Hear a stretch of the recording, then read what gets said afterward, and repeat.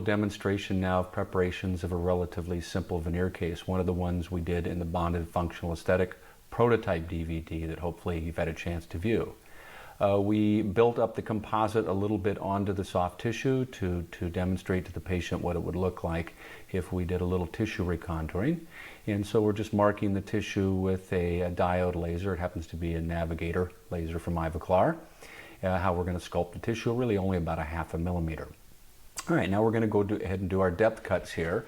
And this becomes very simple if we know where we're going to end up, if we've done this essentially 3D smile design.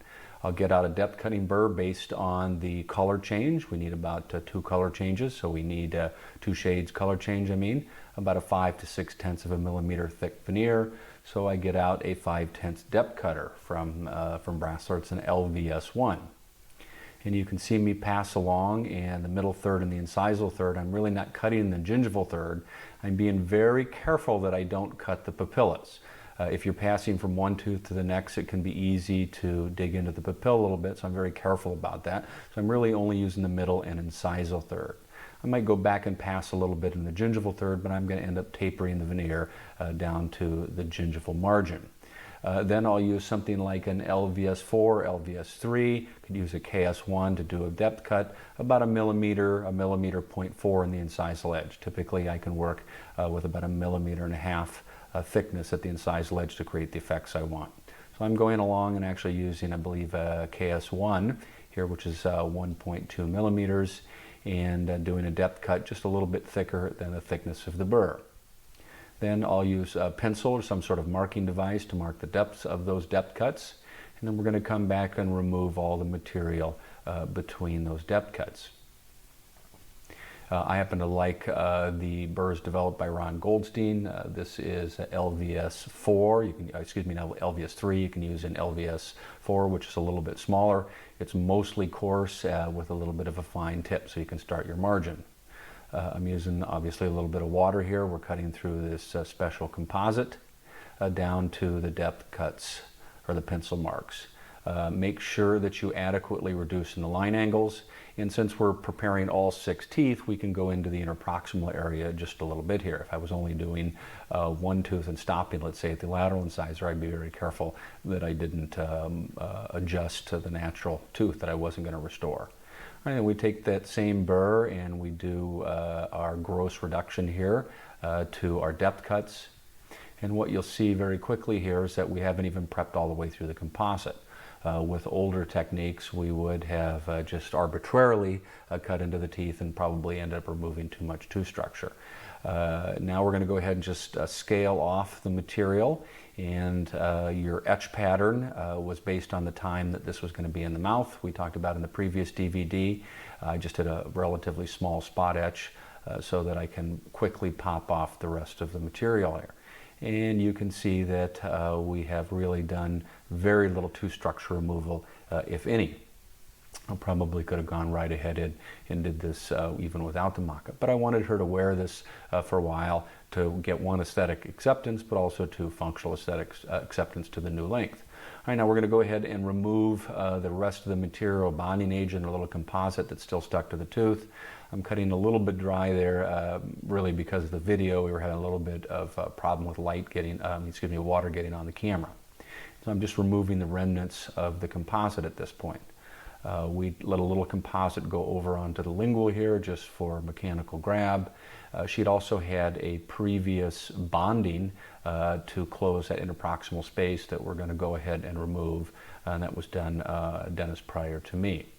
I try and scale it off first if I can. If it doesn't relatively easily scale off, then we're going to go ahead and remove it. Since I'm going to prepare teeth already, since we're in a preparation situation here, I like to have a finish line.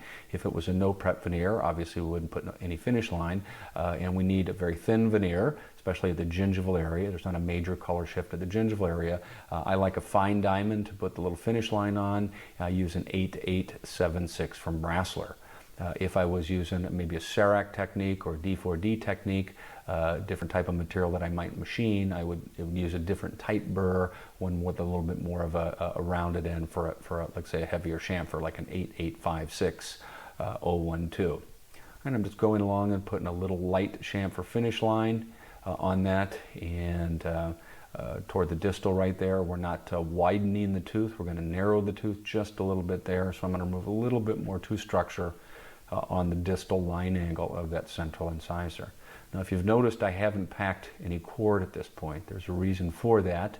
I want the margin of my veneer to be at or slightly supragingival if possible. Interproximal, since we're going to have to close space, we need to go slightly subgingival, and we'll do that after we pack cord. Again, since we're preparing, I'm taking that burr you just saw a second ago at the distal incisal line angle so that I could round that over a little bit, or distal incisal edge, excuse me. And we're coming along and doing really the same thing we did on tooth number 8, on number 9, now on number 8, putting a light finish line.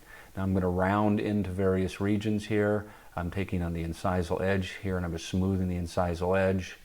We'll go into the lateral incisor now, and since there's a little bit of an undercut there and we're going to widen the lateral, the goal is to widen the lateral, the finish line needs to go toward the lingual transitional line angle. So I'm doing what's classically called a slice preparation right there. And now we'll put just a light finish line on the lateral incisor, and you can see that I've already done that little bit of tissue sculpting that I previously marked with the diode laser. And at the facial incisal edge, like I talked about in the lecture, I like to have a rounded facial incisal line angle. And what you just saw me do previously a few seconds ago was just round that facial incisal line angle. We'll smooth that a little bit later with a disc. I'm going into that so-called elbow region, the gingival proximal region, to hide the margin in there a little bit.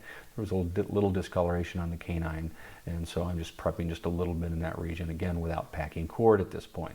And then we'll move over to the other lateral and do the same thing. And you can see that we don't have as big of space to close there, but I still move that finish line slightly to the palate. So we have a little running room to start that porcelain a little bit more lingually to be able to close off the space. Now we'll go ahead and finish the other canine, and just again put a light chamfer in there. We've got plenty of space. You saw from the bonded functional aesthetic prototype that we have at least 6 to 7 tenths probably facially, and we've got that really without preparing teeth at all. Go up to the incisal edge and put just a slight finish line on the lingual. Now we're really almost done at this point. Now we're going to smooth or tie in surfaces, the incisal to the proximal and the incisal to the facial. I like the Softflex discs from 3M.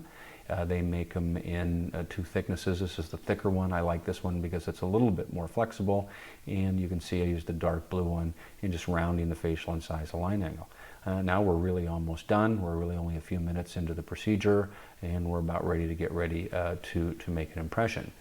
Well, I'm going to go ahead and do some sort of tissue retraction. I still like cord. There are other techniques, certainly lasers, Exposil, things like that I'll use on the right type of case.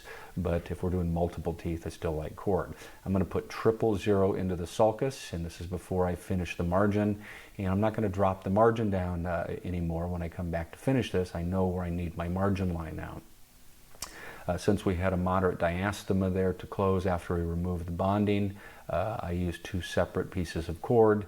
If these teeth were well juxtaposed or good interproximal contact, I would have used 1 long piece of cord. All right, now I'm just going back along and finishing any area that I see that maybe I had a somewhat corrugated margin where I wanted a nice, smooth, even margin to follow the finish line. I want to make the job easy for the laboratory ceramist if I'm going to go ahead and prepare, which we are in this case. And now with the cord packed, we can drop our margin subgingival in the interproximal region so we can close this diastema. As you can see, we took the finish line toward the palate, and we'll drop the margin just a little bit subgingival so we can start the porcelain there. We round the mesiofacial line angle. Here are the finished preparations, actually after the impression, and you can see a very smooth and even transition between the surfaces. Here is the finished case, just to show you the 6 veneers after